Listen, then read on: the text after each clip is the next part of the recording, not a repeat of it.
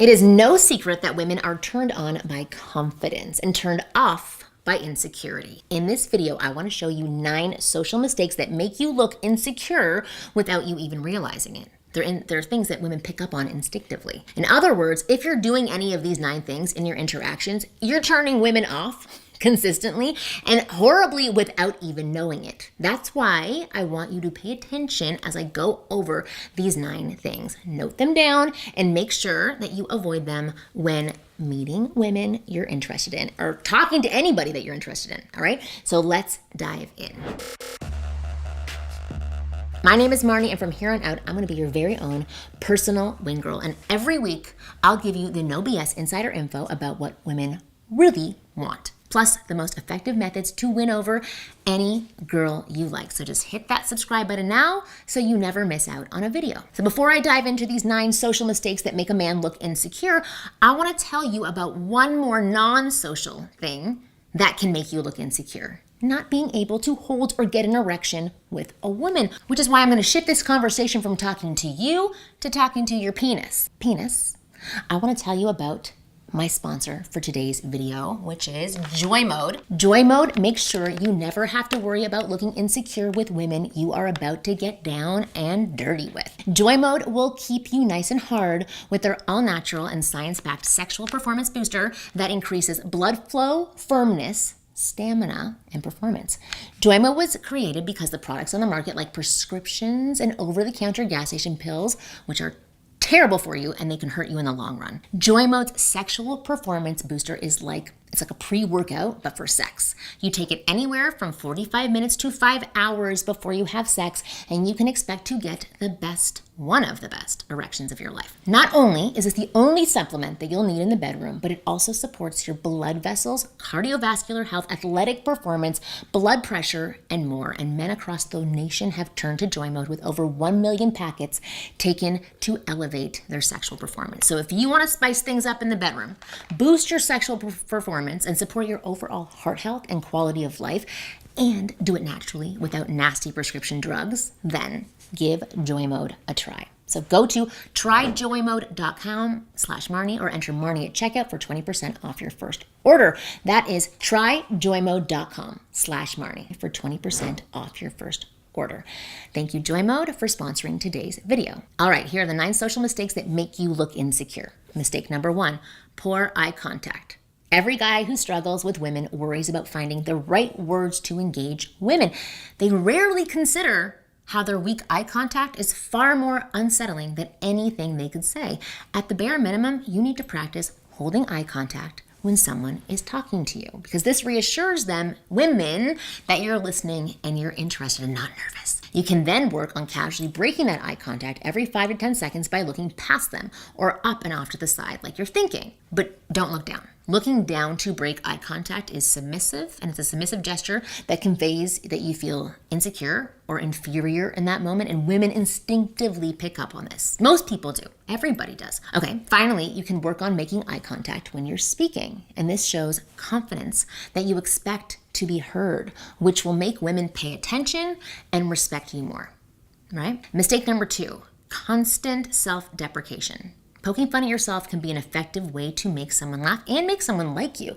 And it shows that you do not take yourself too seriously, which is attractive. It works. It's attractive to women. But self-deprecation is best used in small doses. A lot of guys use it regularly because it's easy to think of ways to make fun of yourself. But repeated self-criticism makes people think you truly don't like yourself, and in turn provokes them to feel the same way. Mistake number 3, not receiving compliments well. When someone praises you, they want you to know that they like something about you. And the worst thing you can do here is deny their praise, because it robs them of that experience that can make things awkward. So for example, recently I was conducting a coaching call and I said to this guy that he was quite funny, because he was funny. His immediate response was to deny it. No, not really. I have my moments, but I'm actually really quite boring most of the time. Now, obviously, there's no need for this.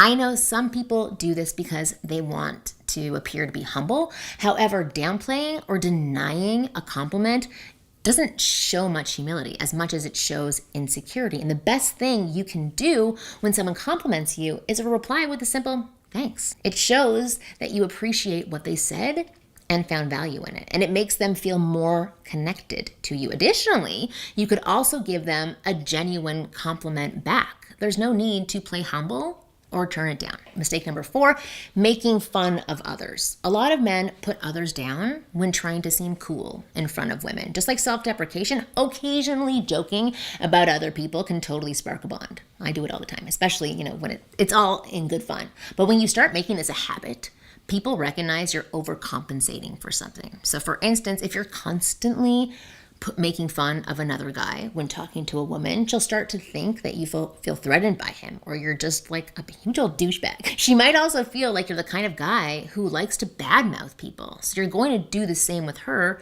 when she's not around, or that you're just really insecure. And the fact is, if you're a secure guy, you wouldn't waste time making somebody else feel terrible or pointing out their flaws. You'd be trying to show them who you are and discover who these women are and build a true connection. The only people that love tearing others down all the time are insecure people. Mistake number 5, only talking about yourself. So a lot of guys, in order to impress a woman, tell stories that show how confident and smart and successful or well-connected they are.